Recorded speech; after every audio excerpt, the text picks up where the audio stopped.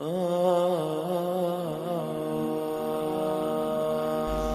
نبی علیہ الصلوۃ والسلام نے ارشاد فرمایا، جابر لانو اس کی روایت کرتے ہیں، شیخ الحدیث رحمۃ اللہ علیہ نے فضائل درود میں بھی اس کو نقل کیا کہ ایک درود شریف ہے، اگر اس کو پڑھا جائے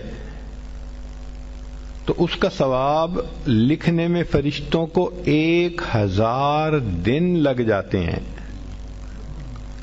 ذرا حدیث پاک کے الفاظ پہ غور کیجئے کہ وہ درود شریف ایک مرتبہ پڑھیں تو فرشتے اس کا ثواب لکھتے لکھتے 1000 دن لگا دیتے ہیں۔ اللہم رب محمد صلی علی محمد وعلی آل محمد واجز محمدا صلی اللہ علیہ وسلم ما هو اہلہ۔